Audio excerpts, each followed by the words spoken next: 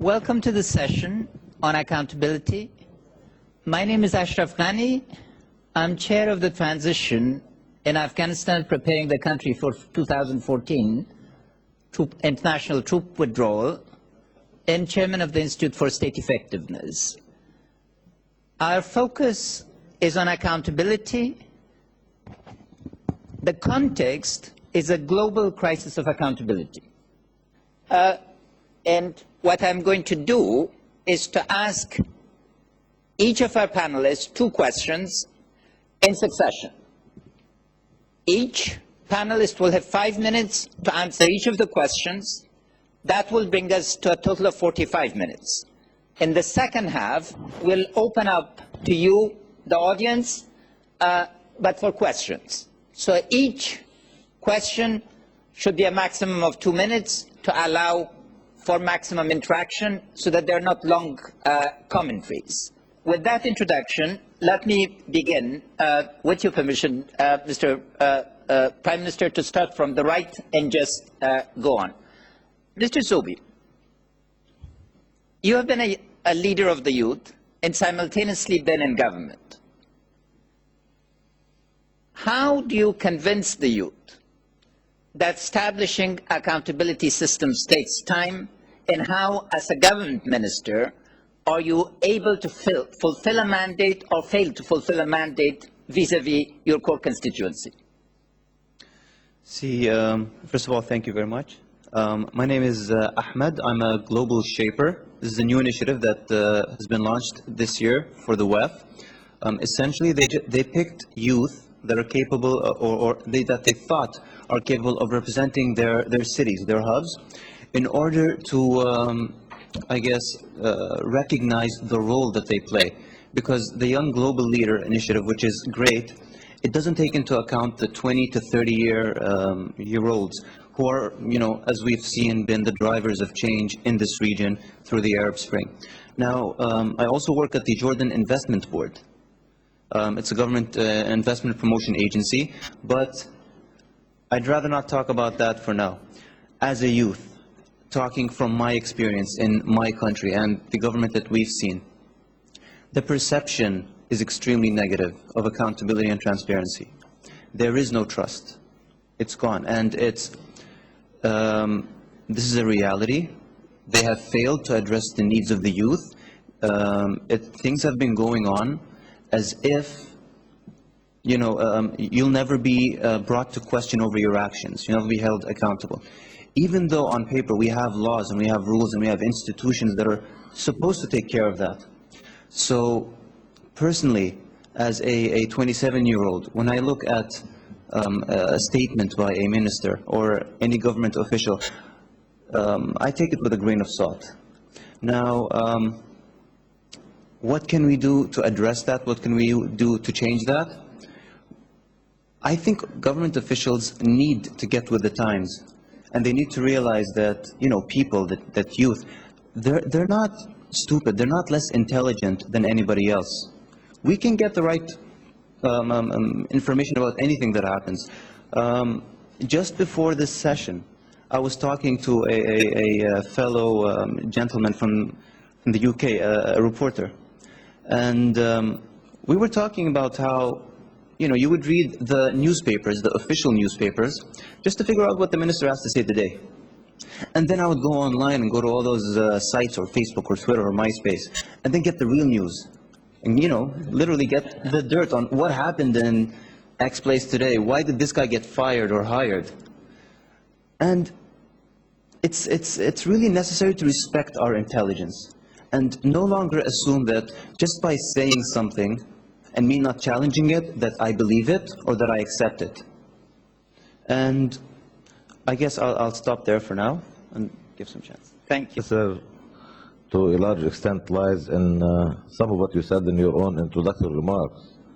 It's focus on the institutions, getting them to be in strong enough shape to execute policy. And of course, if they're being assumed that the system is capable of promulgating policies that are capable of responding to the needs of those governed. It also lies in some of what you said about the emphasis on an approach that's results-oriented. But that too does require a framework for accountability in order to ensure that what you drive for in terms of results, what you seek to accomplish, is adequately known. This requires, first and foremost, in addition to what I told you about my own experience, an emphasis on the need to strengthen institutions to begin with, is something that's related to overall governance. I mean, your approach to governance, what you think is important. And I think the basics here bear some emphasis. You need definitely a government that is responsive to people's needs. Just briefly, I work for Internews, and we work in 62 countries around the world, working with the empowerment of local media, which we feel it's the core of the creation of accountability and transparency.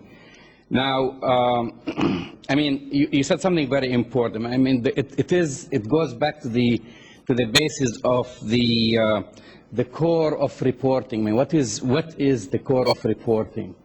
It's really reporting on the story, telling the news, and not getting into advocacy, not getting into editorializing, sensationalizing the events.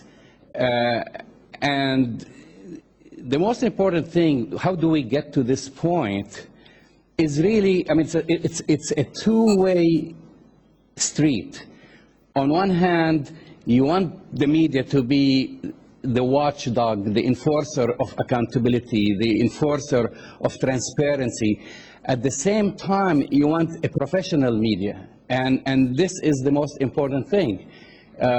Journalists who are well-versed in ethics, journalists who are trained in investigative journalism, journalists who can report on issues around elections, and by building both the capacity of the media institutions and the skills of journalists, this is how you can ensure that you have at least fairness and credibility.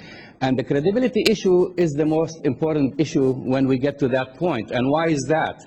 Because if the public, and the public meaning the consumer, does not have faith in the media or in the reporter, how can you enforce that accountability thing when they don't have faith in you as a reporter, or they don't have faith in you as an institution, and you lack credibility because of several things? I mean, one, we could start by talking about freedom of expression. We could talk about free media. And so if you don't have free media in the country where you're going to be questioning the accountability, then you have a real problem. I think at OECD, what we're trying to do is help people build the mechanisms for transparency. And so you can have, new public procurement systems, you can have disclosure of officials' assets, you can have, all kinds of things in government that show people what's going on. You have comment periods when you make regulations, et cetera, et cetera. And so you open up the government, make it more transparent, so people know what's going on. People then need the tools to do something with this. And that part of that's civil society, part of it's the media, and having people out there who can then take, whatever the raw data is and analyze it, that's part of it too. And somehow all the pieces have to come together to make it meaningful. You see this demand for accountability exploding all over the world. It's the Occupy Wall Street, to some extent it's the riots in London, certainly the Arab Spring, and you see it all over the world, the demand to know what government's doing and to hold them accountable on a daily basis. Two things are different. One, we used to say accountability takes place through elections every 2 years, every 4 years, do the right thing. The voters will then decide whether to renew you. It happens on an hourly and daily and minute-by-minute basis now, and government's not set up to deal with that.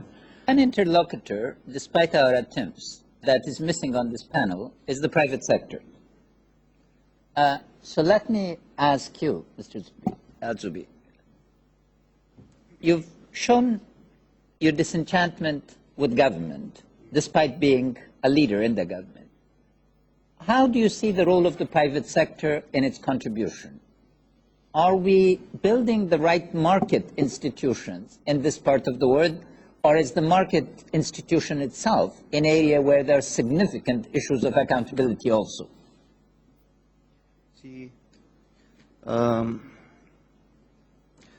to an extent, the private sector may be benefiting from the lack of accountability. And when I talk private sector, I mean the typical, big company, big contracts, that type of stuff. I'm not talking about, small enterprises and all that. They actually do benefit. There is a resistance to transparency and openness, and that's known because, there's vested interests everywhere. And status quo, nobody wants to change. If it's working well for them and they're making money off of it, why change it? So it's people in position of power, and they can do whatever they want. Now, how do you get them to the point where they click? See, that's really, really interesting, because you talked about regulations, you talked about institutions, you talked about the people and the media. So institutions, let's assume they're there. Regulations, let's assume they're there. People, I'm sure everyone would benefit from more openness. And then you have the media who, let's say, is also fighting for it. What is the secret ingredient that makes them all come together and begins a serious push to purge out all of these, let's say, corrupt elements, to openness? To be honest, I have no idea. Now, but I can bring a close example. Let's look at the Arab Spring and okay, what triggered the Arab Spring? That's a question me and my friends, talk about a lot. Was it political in nature? Was it the need for freedom? Or was it jobs or lack of income? So I'm not sure. It could have been all of them. But the trigger that made it click was this one very angry guy who just went up and set himself on fire. So do we need to reach that stage before we can actually make a change? I really hope not. I think we're all sensible. And I think that a serious push is happening in all of our region. And the private sector they need to realize that they can benefit. And that things will be better if people can compete more, if there's more openness, if there's less, if the government stops interfering in the private market. That could also be open up a room for the private sector to play. And I don't know, I'm just really waiting for you to just tell me what made it click in India. That would be great for me. Thank you. If you could raise your hands, please. Yes, to begin with here. If you could specify questions, please, and direct them to somebody in the panel or address the panel as such. Mics, please. Thank you. Yes, Peter Breen. I'm a headhunter with Heidrick & Struggles, one of the top 3 American-based headhunters in the world, 75 offices around the world. I've been working in the region for the last 20 years. Listening to the conversation, and particularly young Mr. Zubi, it strikes me, again, as an observation that most of the Spring Revolution was triggered by younger people. And it strikes me also that mostly us old guys don't get it. I've got a 6-year-old grandson in Dubai who checks the news every morning on his iPad. 6 years old. So given that most governments are formed of, with all respect, old guys, when we're faced in a difficult corporate governance situation, either with a government-owned or indeed privately owned company, who can't or won't change with the speed that we'd like them to, we very often recommend they should adopt an advisory board so that they can augment their governance with some outside input. As a question to the panel, and particularly to Mr. Zubi, do you think it would be a good idea that all governments made it a point of policy in the region, but elsewhere in the world, to Mr. Boucher, that they form an advisory board of people no older than the 27 years that Mr. Zubi has, so that they can actually get in touch with the youth of the world who are actually changing the world in a way that even Mr. Zubi doesn't quite understand. Would you begin, Mr. Zubi? Of course. Please. Thank well, Mr. Peter, thank you very much for this question. This advisory board, how are they going to get appointed? In a transparent manner? Probably not. In this region, let's be frank, like, it's probably going to be like sons of ministers and all that stuff. In theory, it's great, and I'm with it. But it will work if the system's already there. If they're already, let's say, listening to the traditional stakeholders, which they're not, then maybe they can add one more group. But I am totally for it. It's better to have one than not to have one. The structuring could be, it's not very clear to me where would they report to and how would they operate, but it's always good to have feedback from all different levels of society. And you know what? I am all for this idea.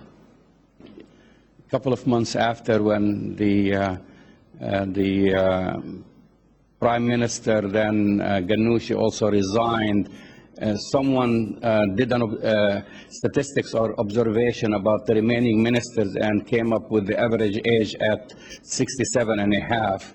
And in fact, the Minister of Youth at that time, the Minister of Youth, so I'm going to repeat that, was pushing 70, and so that's a problem. But I don't want to kind of like wave the American flag, especially since now Secretary Albright is in the audience. But I work out of D.C. and I'm usually very impressed visiting Congress and congressmen offices, etc., for the amount of young people. Yes, we have what they call the gray hairs, wherever in Congress, etc., but they are surrounded by so many young people in their 20s, interns, new graduate out of college or in graduate schools, and I think that's the key to keep you connected with the youth. You know, you might be an elder man or whatever, but if you kind of surround yourself with that energy, decision making will be different. My name is Mohammed Al-Karaki. I'm partner at Ernst & Young Jordan. My question is to Mr. Zubi, actually. I'm really very worried about, having a 27-year-old young man who's really that worried about everything, actually. To be quite frank, I want to ask, one question, and please, I need an answer, because maybe you raise more questions than answering any of the concerns that has been raised by the public. What really youth need now, actually, after the Arab Spring, after considering all the happenings now? What really youth want, I'm looking at you as example, you're a panelist sitting next to those gentlemen, and definitely you have been recognized. So what we can do for the youth to be recognized? Thank you. Thank you. Mr. Zubi. Thank you very much, Mr. Mohammed. So essentially, what you're asking is, what do the youth need in order to move forward from the stage now that the Arab Spring is here, and now that our voice is being heard? Now, it might have been said already, but the youth have said what they want. Now it's time to implement it. Now it's time to take that and act upon it. So I don't expect governments to change. I don't expect, leaders to change. But whoever is already there, what I expect from them is to listen and to actually do. And you know what? As youth, again, I'm 27. I'm still not a minister. Hopefully, inshallah. planning on it.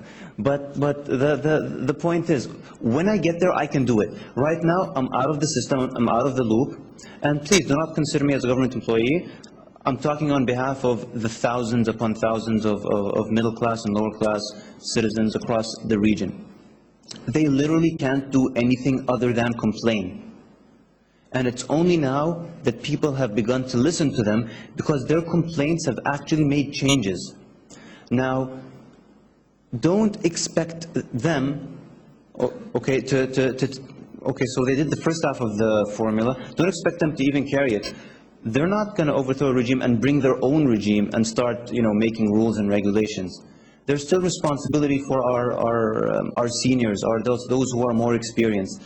And my direct answer to you is, what do the youth need? They need people not only to listen, but to act upon what has already been said. Thank you. Other questions?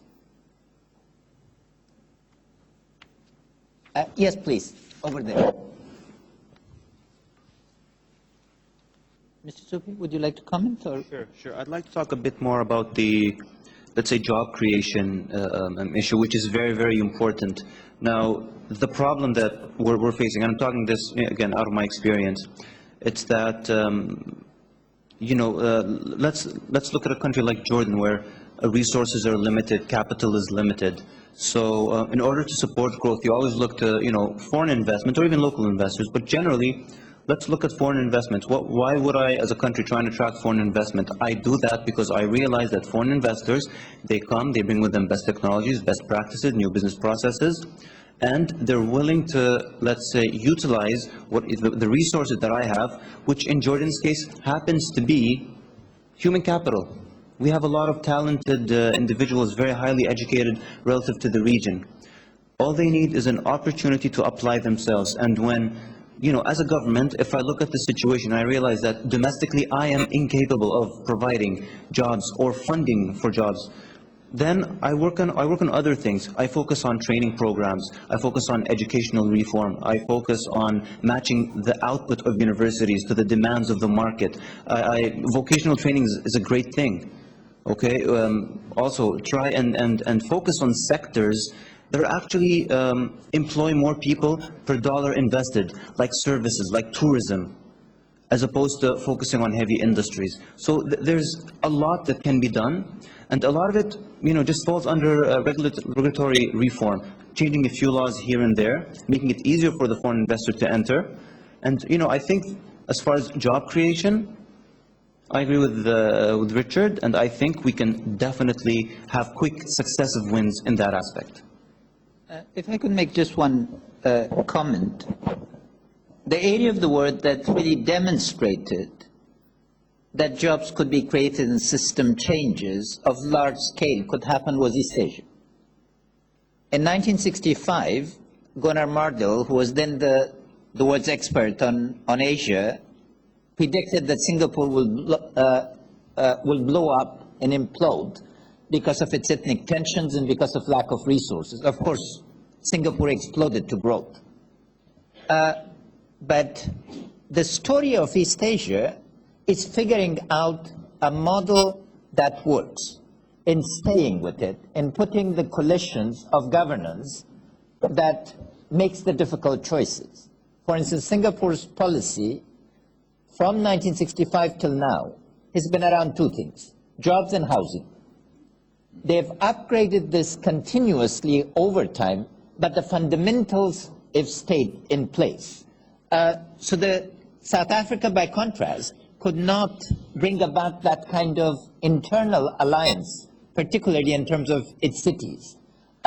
So there are lessons, and I think one thing that struck me during the last 2 days is that the Arab world is being discussed without a comparative context. That a lot of the discussion is internally focused, so it focuses a lot more on problems than on potential range of solutions. It's not that any of those things can be copied simply, but the fora that need to be created for multi-stakeholder coalitions is really one of those urgent things to be put forward, because the issue of literacy and what it takes to deliver on policy, again, is critical along the lines that Prime Minister Fayyad has been saying. Because if trust is to be gained, then trust is also about sequence. What can be delivered in what sequence realistically and over what set of things? But this does mean that people need to come and make the hard choices together, so then they could stick to it. More questions from, yes, sir. Over. Yes. Yeah. My name is Muawiyah Zabian. I'm from Jordan. First of all, I'm surprised about Mr. El-Zubi. He's 27 years old. He said his hope to become a minister. To start with, That was a joke. That was a joke. Yeah. The most unattractive job in Jordan is being minister. A lot of work, a lot of hate. This is, well, at least you made me, because I was shocked. I saw Mr. Fayyad, more younger by his thoughts than your approach. Thank you very much.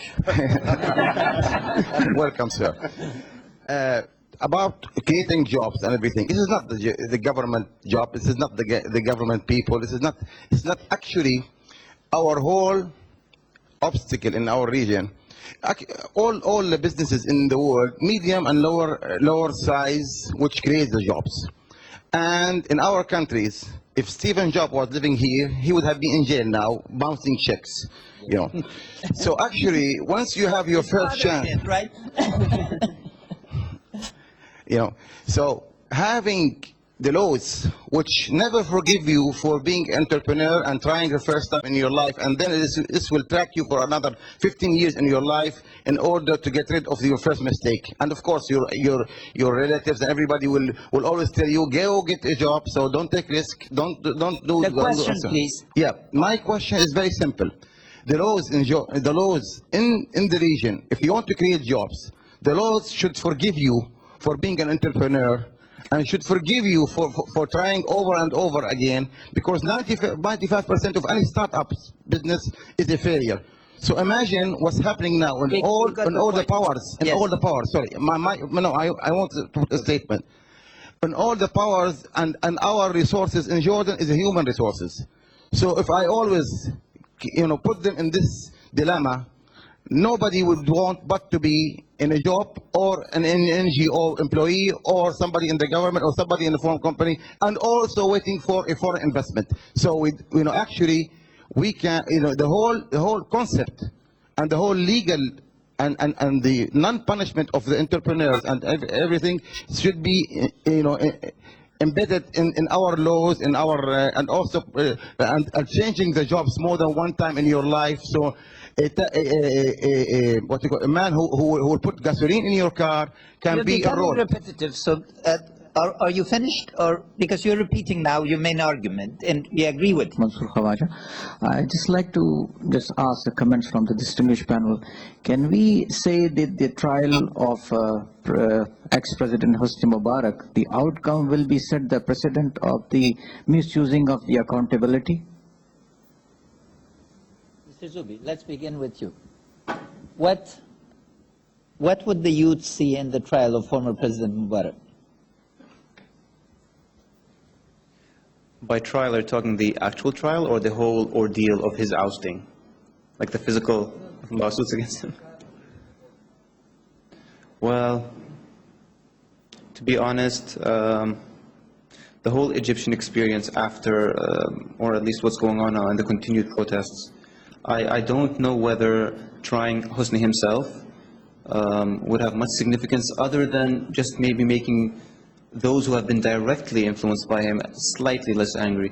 But let's remember, Hosni was the head of a regime. Okay, he wasn't the single person responsible for whatever Egypt has been through. It was a number of people, a class of people, and a system. So I'd say that his trial might have a weak effect at most. And then I'm going to ask each members of the panels to come back to the question of jobs. One observation on job creation as the central task, to conclude with that, please. Hello, I'm Anthony O'Sullivan. I work on MENA for the OECD. We have a MENA program. And on the question of accountability, the new technologies contributed in a chaotic manner to this Arab Spring. And the question is, could new technologies actually, internet and all, be harnessed in a much more structured manner to help increase accountability and give a voice to a much wider group of population, including women, in the region, so that governments are held more accountable, and maybe using good practices or things that have been used in various scenarios to actually do this proactively and not reactively, as it seems to be the case right now. Right now there's a kind of scare of things happening on all forms of social media, and it seems like it's just not under control, if you want. So is there a way of reversing this and really using different forms of new technology media to increase accountability? For the panel. El-Zubi, if you could take that question as the most concerned, and then we conclude with one observation on jobs as the simple task. Of course, of course. Now, social media has proven its success, outside of the regular citizen. In the private sector, companies use it a lot for advertising and marketing and getting their messages across. And it succeeds when they have credibility. When the government does not yet have credibility in the way that it deals with media, whether traditional or online, it might be difficult. Previous attempts have been undertaken by the government to do social outreach throughout, Facebook, Twitter, and all that stuff. And I guess to the regular citizen, it was not met enthusiastically. So at this point, I think it might be, I think the onus is on us as youth, as private citizens, to utilize social media, to keep doing it until we see some change in credibility. And then maybe perhaps, I guess it could be infused within the work of the government just to keep people updated, because it's true, the continuous demand for questions might be difficult to address in a traditional manner. So it has a place to play, but I guess not so soon. Mr. Zubi, a quick comment or? Sure. First of all, the fact that a young person is up here with His Excellency a Prime Minister, Mr. Dajani, a great representative of the media, and Mr. Richard from a world-class international organization, that says something. We're moving somewhere. So I might have sounded slightly negative, but it's only because I'm saying it as it is. However, outlook, I think it's great. I think things will only be better. We're not going to go back anymore. This is a fundamental time in the Arab MENA region history. And hopefully things will be better as long as we continue on this path of not only youth, but any stakeholder. Just listen, empower them, and do what's right. First of all, let me thank you, the audience, for being a terrific audience and for your full participation, and then our panel. Please give the panel a hand.